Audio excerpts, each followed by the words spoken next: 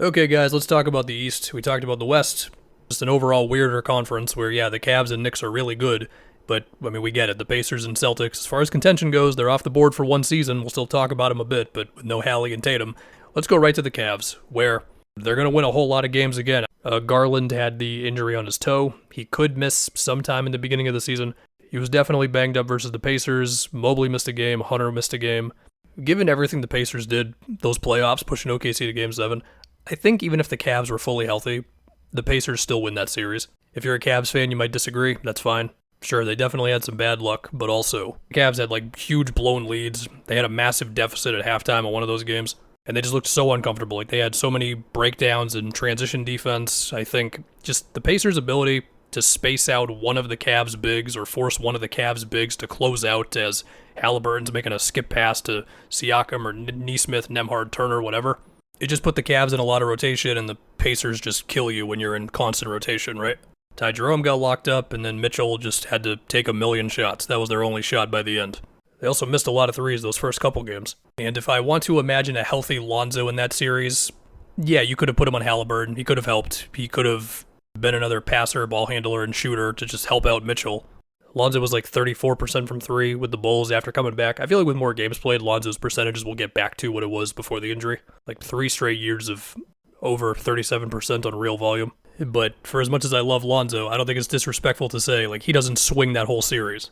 And as far as obvious jumps to still make on the roster, I mean, it's just another one for Mobley, where he was a battering ram this past season at driving to the basket, being physical with guys, bringing the ball up court. They encouraged him, the whole thing. Besides that, it really is just playoff execution, meeting the moment, all those cliches, and I guess transition defense, although nobody kills you in transition like the Pacers do. Sure, Garland is always going to face certain challenges that smaller guards do in the playoffs, between bigger physical defenders on you, defense is locking in more, and you not being able to draw a bunch of free throws because he's just more of a shot maker than a physical score-through guys at the rim type of dude.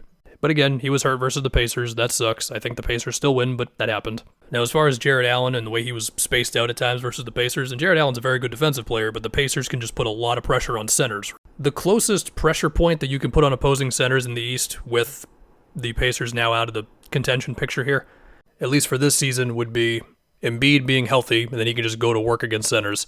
Of course, Cat in just the tough spot that he puts centers in, but of course teams try to counter that by having wings on him. Some teams, not everybody. And I guess KP also gives the Hawks that spacing at the 5 spot. We'll get to them when we get to them. And I can't forget Turner with the Bucks. I mean, obviously Miles was not the driving force of that Pacers offense, but him being able to make centers have to step out even a bit definitely helped all that. But still, nobody moves the ball the way the Pacers do. They got shooters with Strus, Merrill, and Hunter. Hunter can also just get buckets. Don't really want him being a playmaker, but that's cool. And then we know Donovan can pop off in the playoffs. I mean, they're in the second apron. A decent amount of their future picks are either gone or locked up in protections to where they can't be moved. This is the team. Tibbs is out. Mike Brown, Yabusele, and Clarkson are in.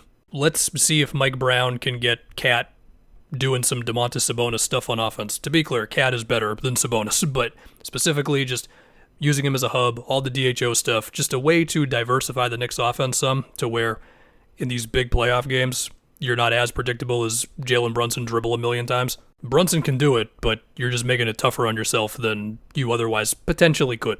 And this can especially benefit OG and McHale, where, I mean, we all know it, like, those guys are more than just guys who take open shots. Like, they can score versus good defenses. And then I'm just wondering about lineup stuff, where I still think the best version of this team is with Mitch in the game, which I understand. Like, Cat being technically the 4 does make it a little tougher for him to just be the, like, breaking defenses, spacing big guy, and then you can also add to that if he is more of a hub under Mike Brown than he was with Tibbs. But even so, Mitch is just awesome, and what he provides for them, physicality, defense, rebounding, all that. Now, if I can keep mentioning the Pacers, nothing the Knicks did was going to be able to guard them. Any lineups, Mitch out there, whatever. But he changed everything versus the Celtics. And then Yabusele just giving them a new look of somebody who can switch onto bigger bodies, he was a better shooter than Josh Hart this past season, at least. I mean, per 36, he took like 2 more threes than Josh Hart did. Still love Hart, fills the box score like crazy, but just a different look. Maybe Clarkson has something left in the tank as a bucket getter off the bench. You know, some nights he might not play much, other nights he might drop like 20. We'll see if Deuce can keep on making little strides as like a pick and roll ball handler, not just like a defender and shooter. And then if I imagine a potential Cleveland series, I mean, I still think about Mitch, number one in that whole thing. Like, the team is just different when he's on the floor, man. And we know just how much of a nightmare he was for Mobley and Allen in that round one matchup a couple years ago. Mobley's better since then, the Cavs are better since then. And this is one thing I think about with Cleveland, where it's like, do the Cavs have the exact type of perimeter defender that I would imagine you can put on Jalen Brunson and be like, okay, we have a shot here of slowing him down? I mean, the closest thing would be Lonzo, but again, like, is he going to be healthy? I don't know. But on the flip side, the Cavs might just put the Knicks in pick and roll defense hell of, Mitchell and Garland pull-ups if they can put Cat in the screen actions all day. But we did that whole thing before the Celtics series, and while later on in the series, Tatum was eventually able to cook Cat on screen actions before he went down, early in that series, especially those first two games, the Celtics were not as successful with that as they needed to be. So yeah, both those teams are really good, but we do have some more teams to talk about. Do we go to Philly? Okay. The obvious, PG and Embiid need to be healthy. Enough. They're going to miss some games. There was one game that they played. It was against my Celtics. It was on Christmas. The Sixers won. It was one of the rare games that they had Maxey, PG, and Embiid. And PG didn't even play well in this game, but there was one play that I will forever be in my head to symbolize what this could be. Embiid in the post, Celtics bring two, skip to Yabusele, swing Maxey, swing PG, PG drives, gets a layup. Besides that, Grimes can guard star players. I think McCain can play off of whatever iteration of the big three he actually has a chance to play off of, but also be a little more of a ball handler in certain lineups. VJ is going to cause chaos as an athlete, and I do still wonder just how much of that pick and roll creation we saw in Summer League is ready right now. It was only one game, but he looked good. Watford and Oubre are cool. Gordon and Lowry are too old. We'll see, man. Do we ever get the Joel Embiid scorched earth playoff run? I don't know. Now let's get to the Magic. They are once again going to be really physical and mean, and Jalen Suggs is going to be a nightmare for opposing guards. This year it is all about where can the offense get to after the Bane trade. Let's see where Jalen Suggs' three ball is at this year. I mean, he was like 35% on catch and shoots, which was still worse than the previous year, but the real reason his three-pointer dipped was because he shot like 25% on off-the-dribble threes, and he took nearly 3 a game. And so I think with Bane here now, who can take some of the ball handling pressure off of everybody, could lead to Suggs taking more just good threes off the catch. And really just doing more of everything off the catch for Suggs. And then we get to Paolo and Franz. One of these guys, ideally both of these guys, need to be all NBA players this year. Now, neither one of them hit the games requirement last year. And for both of them, it's the efficiency, man. Whether it's they get better from 3 and from mid-range, and in the case of Franz, just have his jump shot looking like one smooth motion all the time. Or with the newfound spacing of Bane, they both just double or triple down on the stuff they're already good at, which is mostly just being battering rams going to the basket and becoming so good at that stuff that that's how the efficiency really spikes. And whether that is being the ball handler in a pick and roll with one of their big guys, or using Desmond Bane as like a ghost screener to freak out the defense for a second and then they drive, or, Paolo being a screener for somebody, whatever it's got to be, man. And also with Paolo, we do still need to get rid of some of these like 12-foot fadeaways. But yeah, they're both really good. Tyus gives him that steady ball handling for the lineups that he's out there. I feel like they could still use another shooter off the bench. I mean, Jet Howard just hasn't hit. Anthony Black got to the rim more often last season, but shooting-wise, it's just not there right now. Maybe De Silva's got a three-point jump in him. He was a nice sort of do-it-all wing last year. I don't know. I think when he's right, Wendell is still like a very solid all-around center who screens and is very versatile defensively, even if he's not going to block a lot of shots. But he can guard centers well in one-on-ones. He can guard outside of the paint. I believe Mo Wagner's still dealing with an ACL injury. Goga was good until a concussion. Isaac will play like 15 minutes a game. I'm excited for the Magic. This is probably the most anticipated Magic season since the Dwight days. Now let's go to my Celtics. I'll try not to take too long on this one. I think they could still math their way into being, I will say, or I will hope for, a middle-of-the-pack offense. They're going to take a lot of threes. You got Jalen, D. White, Simons, Pritchard, Hauser, Shireman, Niang. Celtics fans hate him, but he can make it open three. Not a great offense, but one with a pulse at least. Defensively, I find myself less optimistic here. I mean, every big guy they've got has something you're concerned about. Like, Keita is just not consistent. Tillman is still strong, but the guy looks like he's aged about 9 years and a year and a half.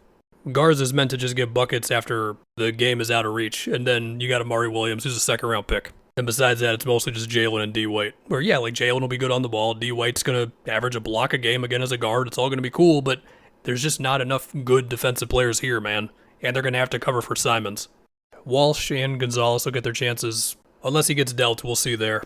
Now let's talk Pacers. Yep, I know. Halliburton's gone for a year. Turner's in Milwaukee now. Even so, look, Nembhard will take on more ball handling with Halliburton out. Nembhard has been able to keep up, not everything Halliburton can do for them, but a good amount of it. Like, he's going to push the pace. He knows all the sets. He can make a lot of the passes Carlisle will ask him to make. Like, do not be surprised if Nembhard sees a big assist to jump next season. Siakam's going to take more shots. Nesmith is still going to be an awesome role player. I think Mathurin could be in for a bigger role, which that's a little scary, but that's just how this is going to go. Reverse dunk god Jay Huff was making threes for the Grizzlies. They're still going to push the pace. They still have all their really tough on-ball defenders. Like, this team is still going to be really annoying to play against. But without Hallie, they're not contenders. For the Bucks, I think the Bucks are pretty simple. Miles Turner's fit with Giannis is pretty obvious. Space the floor out on one end, protect the basket on the other. A younger version of what Brook was doing for him. And it just feels like, Giannis is going to be Giannis. But it feels like this team is going to be so dependent on role players making threes. So Prince, Portis, Trent, Kuzma, Green, you're just hoping for career shooting seasons from multiple of these dudes. And I say that because I just don't think a lot of these guys are going to be able to make defenses pay that much off the catch, driving a little bit. But if we're talking about other guys who can, I will just say, handle the ball more often, you're mostly looking at Kevin Porter Jr. and Cole Anthony. So we'll see. Somebody's going to be second in scoring on this team. I should say Portis and Turner will score inside some. Now we go to the Hawks, where they now have 3 guys who can run two-man game with Trey. Jalen Johnson doing a lot of work on the short roll. KP, a mix of popping and then taking a 3 or driving off the catch if the center's kind of rotating hard out to him. Or just getting into a 14-footer after a smaller dude switches onto him. Or you got a Kongwu who's not the shooter that KP is, but has just been solid at finishing inside. He averaged a solid 15 and 10 after he took over the starting job from Capella. The 3-ball showed some signs last year. He made 4 threes in one of those play-in games. As I mentioned, KP, if KP's going to miss games, no doubt.